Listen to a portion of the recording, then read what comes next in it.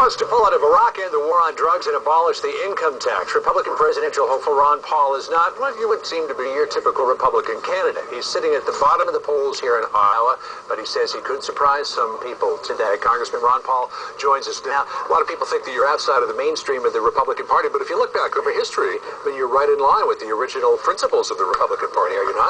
I think so. I mean, remember when Republicans were conservative, they wanted to balance the budget and cut back government, and, I just think I feel very comfortable as a Republican. I've been elected 10 times, but when you look at what we did once we got in power, we didn't do a very good job. We doubled the size of the Department of Education, and we used to be elected to end wars, and now we got ourselves into a mess, and it's sort of a quagmire now, and so people are unhappy with Republicans, and I'm trying to, reinvigorate the party and go back to their basic principles, which really is defending the Constitution and individual liberty. You have a tremendous well of support on the internet. Anytime we ever do anything on our website with the name Ron Paul attached to it, we get so many hits. It's just to not be believed. You have also raised in the fourth quarter of this year $20 million, including $10 million that was raised in two one-day campaign blitzes. But it hasn't yet translated into broad support in the polls. Why not? I don't think anybody has that full answer. I think today we're going to find out a few answers. Maybe the individuals that support me haven't been on the voting polls, and that they will register and come out. And it is true. We have a lot of disaffected Republicans who have not been voting much lately, and maybe dropped out 2 years ago, and they might be the people who are being called people who voted in '06. And we have a lot of young people just voting for the first time, but we have a lot of older people joining. They said, they're 50, 60. We have two people this weekend call in and said, I'm 70 years old, and this is the first time I've ever voted.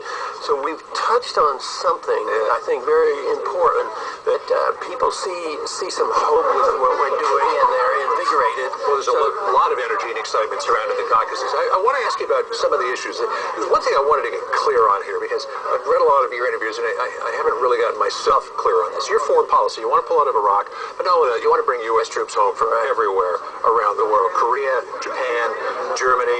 You also have said in interviews you don't think that there's any chance that Iran would ever attack Israel. What do you do as far as foreign policy? Do you withdraw within America's borders and hope that nothing happens before you have a chance to respond to it? That it gets out of control before you have a chance to respond? Well, what we want to do is not get involved in these unnecessary regions. Every civil war... But sometimes you can't help it. Well, yeah, we can. That's my point. If we took the advice of the founders and had a non-interventionist foreign policy, right now we're engaged in Pakistan, but we just invested $10 billion to buy support from Musharraf. I think it's a lousy investment. So let me ask you this question. What is the difference between a non-interventionist policy and an isolationist policy, which some people believe? Yes, and there is a big difference. An isolationist really wants to withdraw in the borders, and they don't want to trade with people and travel and talk to people, and they want to isolate themselves. They're sort of mercantilistic. They think they can make everything. See, this whole notion that we have to be absolutely energy independent is sort of an old-fashioned notion. That Japan is never going to be energy independent. They import oil because they don't have anything. So in the modern age of economic understanding is you don't need to withdraw yourself. So the founders advise and the market advises that you travel, you engage yourself, you go through diplomacy, but you especially trade with people. For instance, we've done ourselves a great deal of harm by not talking and trading with Cuba. I mean, the Canadians trade with Cuba, but American citizens don't even have the right to go to Cuba. Yeah, there are a lot of people who wonder how you could engage with North Korea and China and still continue to isolate Cuba. We talk with the Soviets, and so it doesn't make any sense that we're so intimidated and so frightened that we won't even talk to the Cubans, and they're not going to attack us. I also want to get myself straight on your policy toward earmarks. You want to abolish the system of earmarks, but am I correct in assuming, in reading this, that as long as the system exists at present, you're going to make sure that people in your congressional district get their fair share? That's basically it. I'm a representative, and they make requests. It's sort of like if an individual comes and he has Social Security benefits or even food stamps. It's a program. I'm going to help them work out their problems with the federal government. But there's also a constitutional issue. Who has the responsibility to spend the money and designate how it's going to be spent?